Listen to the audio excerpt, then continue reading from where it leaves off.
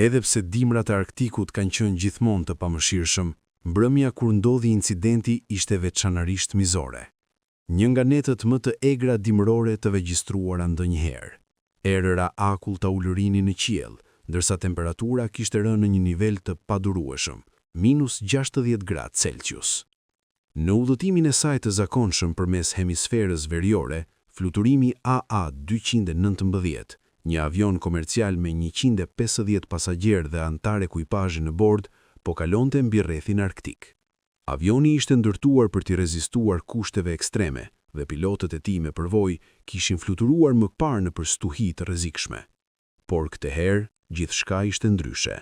Kapiteni i avionit dërgoi transmetimin e fundit drejt kullës së kontrollit pikërisht në orën 23:47.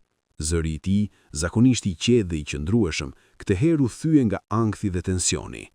Kemi hasur turbulencë ekstreme, lartësia 10.500 metra. Motorët 1 dhe 4 kanë dështuar. Kërkojmë emergjencë. Mesazhi u ndërpre papritur. Pas kësaj, heshtje. Fluturimi AA-219 u zhduk nga radari. Kontakti u humb. Avioni dukej sikur ishte përpiri të ri nga thellësitë e Arktikut.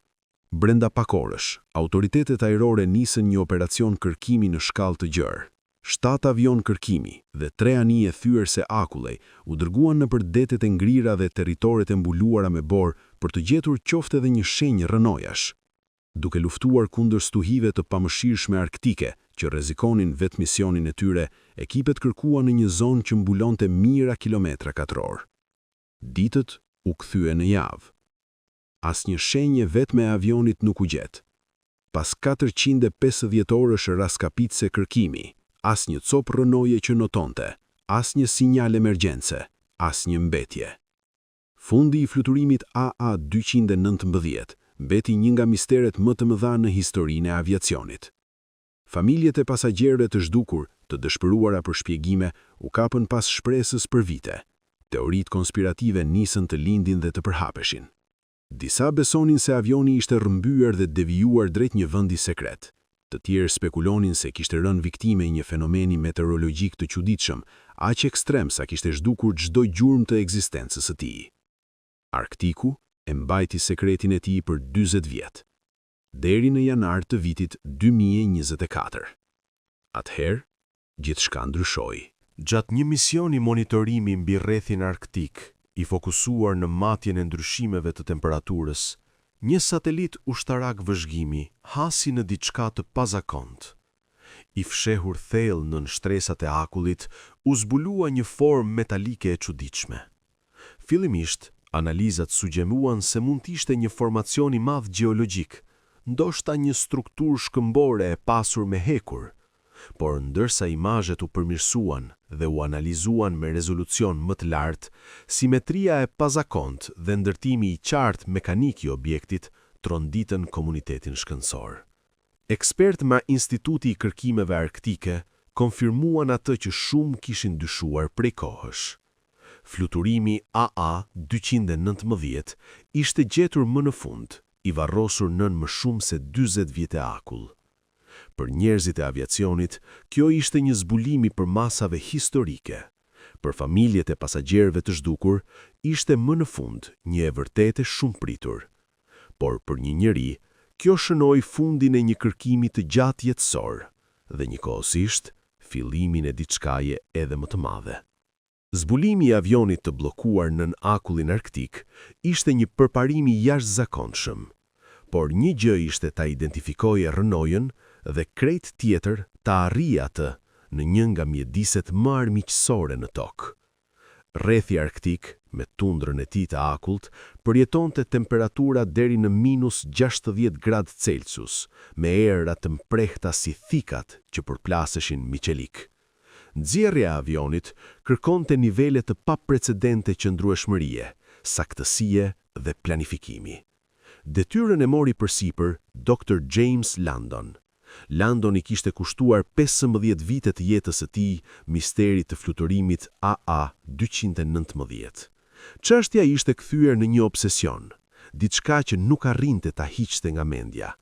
Ai kishte studiuar çdo përpjekje të dështuar kërkimi dhe çdo pistë që përfundonte në zhgënjim. Tani, pas vitesh rrugësh pa krye, më në fund kishte ardhur momenti i tij. Landon nuk humbi kohë. Ai filloi menjëherë ndërtimin e ekipit më të mirë të mundshëm. Kur imazhet satelitore konfirmuan praninë e avionit nën akull, ai e kuptoi se vetëm ekspertët absolut të fushave të tyre mund ta përballonin këtë mision. Ekipi bazë përbëhej nga 4 profesionistë elitar. Sarah Collins, meteorologe me mbi 20 vite përvojë, e specializuar në modelet e motit ekstrem, përfshirë periudha pune në NASA duke studiuar shtuhit arktike. Mike Thornton, ish hetues i bordit kombëtar të sigurisë së transportit ajror, i specializuar në aksidente ajrore në zona të izoluara dhe të rrezikshme. Emily Chen, specialiste në mjekësinë ligjore, e njohur për zgjidhjen famkeqe të mumjes së akullit në Grenland, ku u gjet një trup i ruajtur në mënyrë të perfekte nga shekulli i 15, dhe Robert Walsh, ish komando i marinës amerikane, i cili kishte marrë pjesë në mbi një dyzinë operacionesh sekrete në Arktik dhe zotronte aftësi mbijetese për të përballuar mjediset më të ekstreme në planet. Këta njerëz nuk ishin thjesht ekspert, ishin legjenda në fushat të tyre. Madje qarkullonin thashetema se mund të mbijetonin edhe në hën nëse kushtet do ta kërkonin.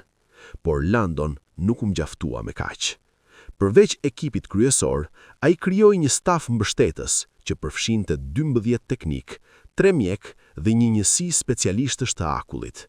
Qëllimi i tyre ishte i qartë: të arrinin avionin, të mblidhnin çdo mbetje apo provë dhe të zbulonin saktësisht çfarë kishte ndodhur me fluturimin AA-219.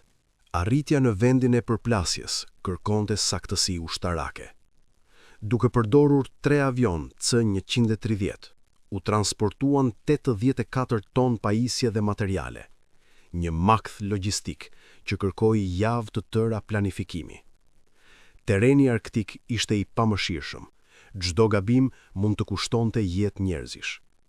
Ekipi e shëndëruar shkretëtirën e ngrirë në një bazë plotësisht funksionale. 18 orë pas mbërritjes, u aktivizuan 2 generator nafte prej 200 kW që furnizonin energjinë për pajisjet kryesore. 3 antena satelitore u vendosën për komunikim të vazhdueshëm, ndërsa 6 module banimi të izoluara u montuan për strehimin e ekipit. Çdo detaj, sado i vogël, duhej parashikuar. Arktiku ishte një mjedis ku edhe një pakujdesi minimale mund të rezultonte fatale. Çdo komponent metalik i u nënshtrua testeve të depërtimit të ftohtit për të garantuar se pajisjet do t'i mbijetonin mbretërisë së akullit të përjetshëm. Dr. James Landon e vëzhgonte operacionin nga skaji i kampit. Mbi të, qielli arktik shtrihej si një kupole pafund, e heshtur dhe e shtypse.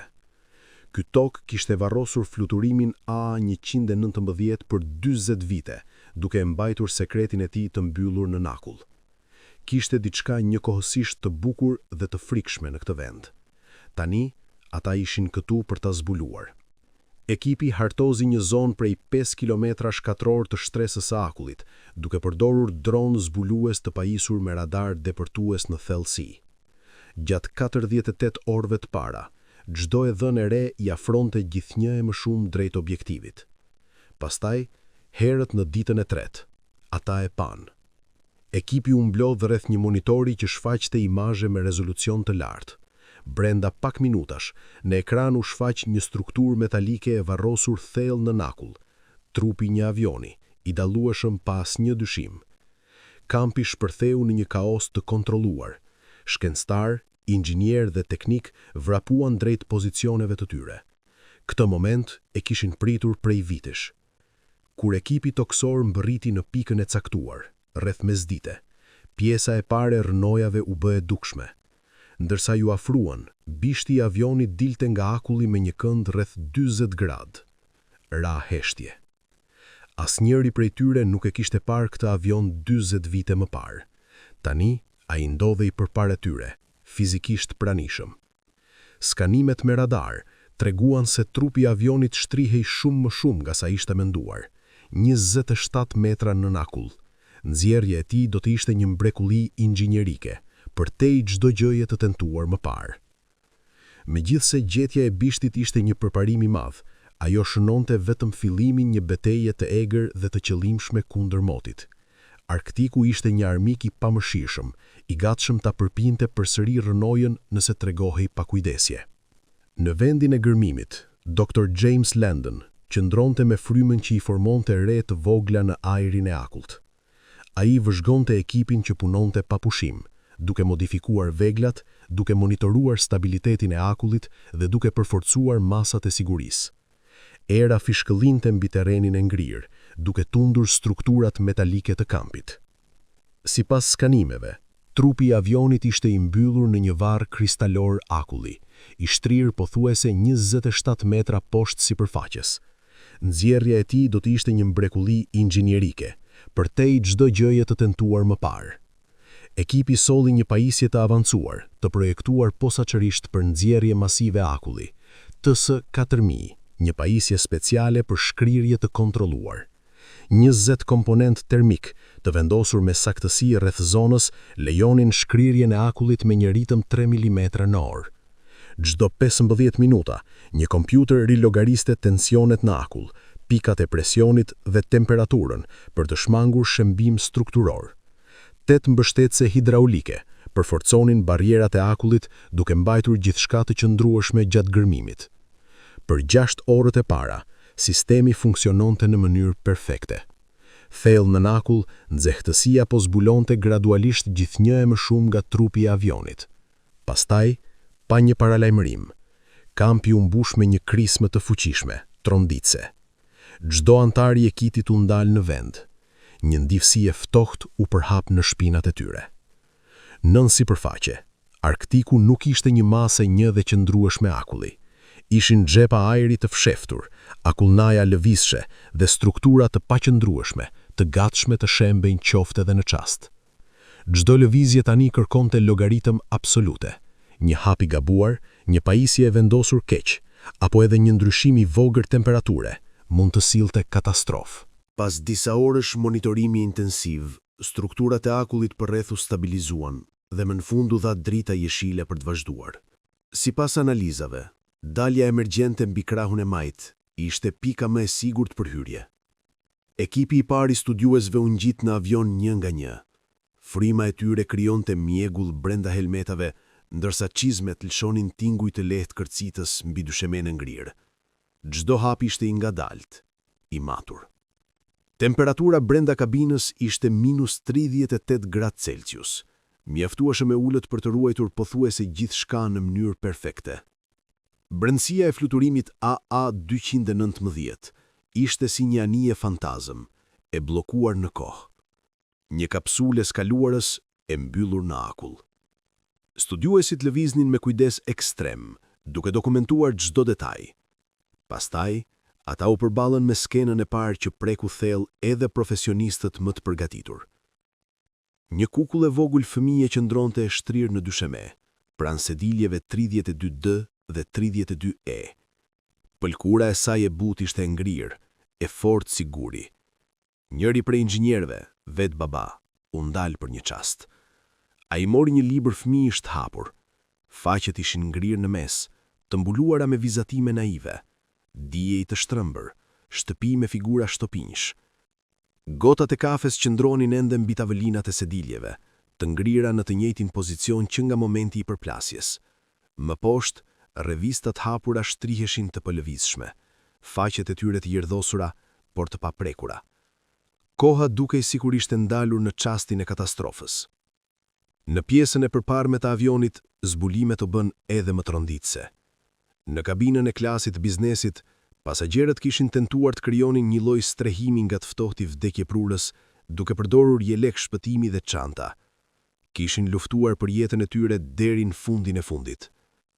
U gjet një kalendar, me disa data të shnuara me të kuqe. Hyrja e fundit ishte 23 dhjetor 1983. Kjo ngriti një pyetje të tmerrshme. A kishin mbijetuar për ditë, apo për javë, duke pritur ndihmë që nuk erdhi kurrë? Në sediljen 14A, u gjet një ditar i përkiste stjuardeses Mary Parker. Brenda tij kishte përshkrime të detajuara të 18 ditëve të para pas katastrofës. Në faqet e tij, të mbijetuarit kishin dokumentuar gjithçka: të ftohtin, urinë, kërkimet e dëshpëruara për ushqim. Nga 150 persona në bord, vetëm 72 kishin mbijetuar natën e parë. Sipas ditarit, në një regjim të rrept racionimi, çdo person merrte 100 gram ushqim dhe 200 mililitra ujë në ditë. Kapiteni David Harrison kishte marrë komandën me vetëm 6 komplete ndihme të parë dhe mjetet e improvizuara. John Mitchell, mjeku i kompanisë ajrore, kishte trajtuar 23 të mbijetuar të lagosur. Në temperatura -50 gradë Celsius, edhe një prerje e vogël mund të ishte fatale. Një pikë ujë mbi rroba ngrinte menjëherë e shkaktonte hipotermi. Hishtia brenda rënojës së ngrirë të fluturimit AA-219 ishte padurueshme. Çdo lëvizje e ekipit ishte ngadalt dhe e matur.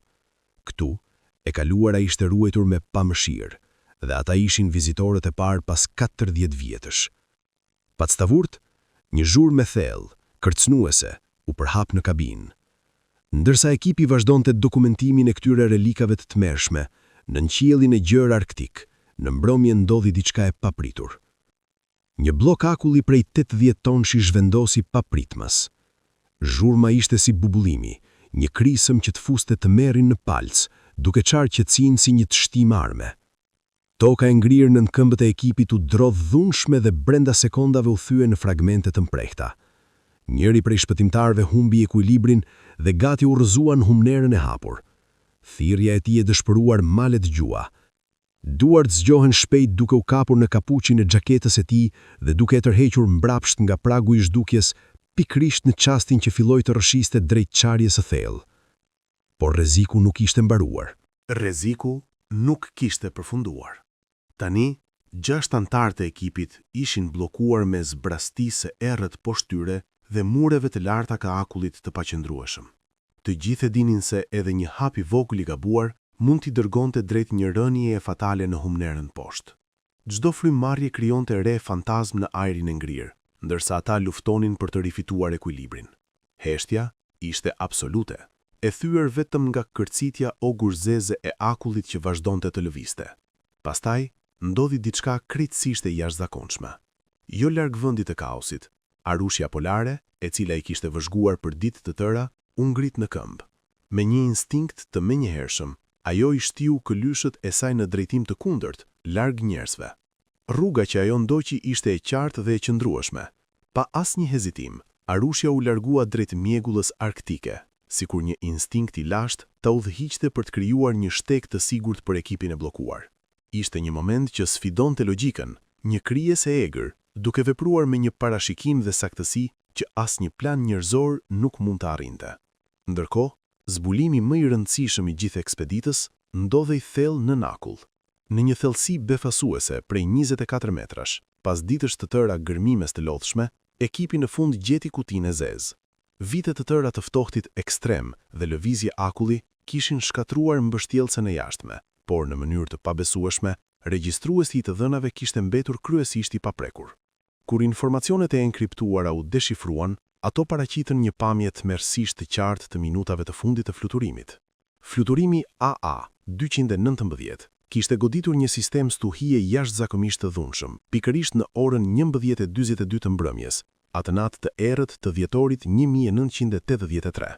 Turbulenca ekstreme e kishte përplasur avionin, ndërsa temperaturat e jashtme kishin rënë në një nivel të pabesueshëm prej -64 gradë Celsius. Dy motorët kishin dështuar pothuajse njëkohësisht, të bllokuar nga akulli ekstrem, duke u mbytur nga ajri i ngrirë. Pilotët, në përpjekje të dëshpëruara për të stabilizuar avionin, në 10.500 metra lartësi, luftonin kundër një kaosi gjithnjë në rritje. Por kombinimi fatal i mbi ngarkesës mekanike, trëngjimeve termike dhe turbulencës dhunshme vulosi fatin e avionit. Avioni hyri në një stall aerodinamik të pakthyeshëm dhe filloi humbjen e shpejtë të lartësisë. Regjistrimet e fundit nga kabina e pilotëve ishin thellësisht të tronditshme. Zëra urgjent të tensionuar që jepnin urdhra që nuk u realizuan. Zëri i fundit i regjistruar nuk ishte njerëzor, ishte një klith metalik depërtues, rëngi i avionit që po dorëzohej përballë vullnetit të natyrës. Më vonë, Ekspertit arritën në përfundimin se katastrofa ishte shkaktuar kryesisht nga një rrymë ajrore e zakonshme, e kombinuar me ndryshime të menjëhershme temperature dhe rryma të fuqishme vere. Ekipi i studimit përballoi 3 javë të plota nën kontrollin brutal të Arktikut. Operacioni u godit nga 14 probleme të mëdha teknike, secila një kujtesë e ftohtë se edhe makineritë moderne ishin të brishta përballë kësaj shkrettire akulli. Generatorët dështuan disa herë dhe inxhinierët u detyruan t'i modifikonin direkt në terren për të kursyer energji. Izolimi u përforcua, sistemet e karburantit u rikonfiguruan dhe ngrohnja hidraulike u rregullua me përpikëri. Çdo kilovat llogaritej, mbijetesa varej prej tij. Por ata nuk ishin vetëm. Prania e familjes së arinjve polar detyroi një rishikim të menjëhershëm të masave të sigurisë rreth kampit. 12 kamera infrakuqe u vendosën për monitorim të vazhdueshëm të lëvizjeve, duke kapur edhe nënshkrimin më të vogël termik. 3 sisteme termike krijuan një rrjet paralajmërimi të hershëm për çdo përballje të papritur. Studiuesi me përvojë arktike Robert Walsh zhvilloi një sistem alarmi të thjeshtë por efikas. Një fishkëllim e fortë nënkuptonte se një ari po afrohej. 2 fishkëllima do të thoshin se të gjitha aktivitetet duhet të ndaleshin menjëherë. Megjithatë, arinjt nuk u sollën kurrë si grabitshtar. Arrushja dhe këlyshet e saj u bën gjithnjë më të guximshëm gjatë ditëve që kalonin, duke u shfaqur për periudha më të gjata në skaj të kampit. Veçanërisht këlyshi më i madh dukej kureshtar, vëzhgonte strukturat, memorizonte vendosjen e pajisjeve, madje mësonte të kalonte mes generatorëve pa i shqetësuar studiuesit. Incidenti më i pashpjegueshëm u regjistrua nga kamerat. Arinjt shmangnin pa hezitim zonat e akullit të dobët, sikur të dinin rreziqe që syri i njeriut nuk mund t'i dallonte. Më shumë se një herë, ata i drejtuan pa vetdije antarët e ekipit larg katastrofës, sikur ta njihnin brishtësinë e terrenit më mirë se vetë njerëzit që kishin ardhur për ta zbuluar. Disa nga antarët e ekipit nisën të pyesnin veten në heshtje. A ekzistonte ndonjë lidhje e pashkruar mes këtyre krijesave dhe tragjedisë së harruar të fluturimit AA-219, apo ishin thjesht dëshmitar të heshtur të akullit? Në fund të ekspeditës, studiuesit kishin mbledhur një sasi të jashtëzakonshme materialesh. 842 fotografi me cilësi të lartë, 156 orë video dhe mbi 1300 GB të dhënash sensorësh. Vetëm regjistrimet e kutisë së zezë përmbanin 2 orë e 18 minuta audio nga kabina e pilotëve. Ruajtën zërat dhe momentet e fundit të atyre që humbën jetën. Ditare, orat voshtre, letra personale dhe sende intime të pasagjerëve u kataloguan me kujdes dhe u mbyllën në 24 kontejner të specializuar, secili një kapsul kohe që ruante jehonën e jetëve të ndërprera. Arktiku megjithatë kishte rezervuar edhe një mister të fundit. Në mëngjesin e fundit, temperatura kishte rënë sërish në mënyrë të pamëshirshme në -58 gradë Celsius. Ajri ishte aq i ftohtë sa fryma kristalizonte në mes të ajrit. Teksa ekipi po përgatitej për largim, arrushja polare kyeri, këtë herë me këlyshet pas saj. Ato qëndruan në heshtje në skajin e modulit kryesor për 2 orë të plota, duke vëzhguar pa frikë, pa agresivitet. Helikopterët mbërritën pasdite, motorët e tyre duke thyer qetësinë e pafundme. Ndërsa antarët e fundit hipën në bord, hodhën një vështrim të fundit drejt vendit të gërmimit. Në horizontin e ngrirë, 3 arinjt qëndruan aty sërisht, duke parë largimin e njerëzve, sikur i përcjellnin ata që kishin krazuar të përkohshëm qetësinë e tyre. Doktor James Landon ndjeu një peshë të rëndë në kraharor. Ai ishte larguar nga Arktiku me më shumë pyetje se sa përgjigje. Kishte ardhur për të fituar të dhëna, por ndoshta kishte hyrë në diçka më të vjetër. Zbulimi i fluturimit AA-219 ndryshoi përgjithmonë sigurinë ajrore. Teknologji të reja zhvilluan, protokolle u rindërtuan dhe në vitet që do të pasnin, jetë të panumërta do të shpëtoheshin. Por përtej shkencës dhe statistikave, Arktiku mbeti ajo që kishte qenë gjithmonë.